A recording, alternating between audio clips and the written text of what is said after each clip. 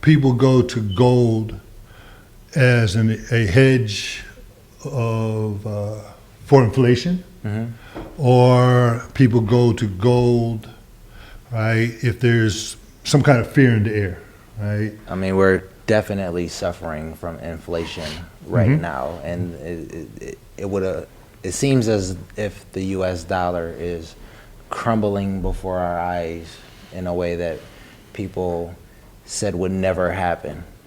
Well, I mean, the U.S. dollar, right? I mean, I think like there's like this whole movement. I mean, people, for historical reasons, the U.S. dollar became the global currency, The reserve currency. the reserve currency, by kind of like by default, and it stayed the reserve currency by our hegemonic power, right?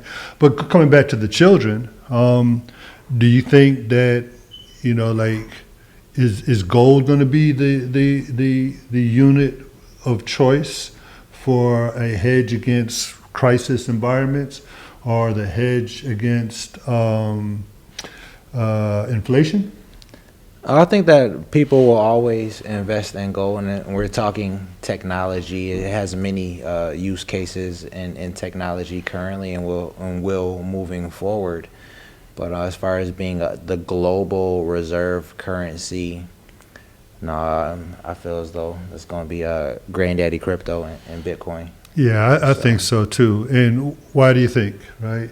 I think that probably, like, one of the things, like, I don't know if you've made financial transactions with Bitcoin, but I have, right? And, you know, that those transactions are that quick.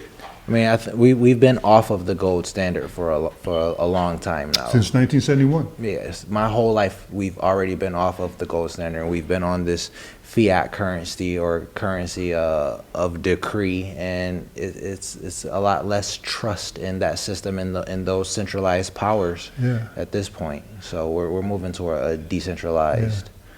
Decentralized, and I think, like, you got your phone right there, right? But this is the technology of choice for the young folks. Yeah, they all have these. They all and they're not far. They're all real close to everybody. In this proximity.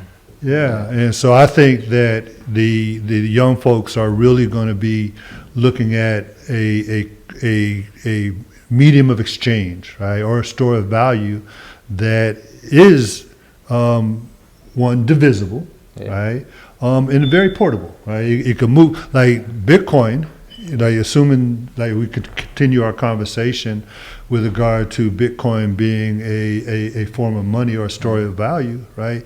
I mean, I could send Bitcoin to El Salvador today, right? They could receive it, and when they receive it, they can convert it from their phone, right, to the currencies of their choice.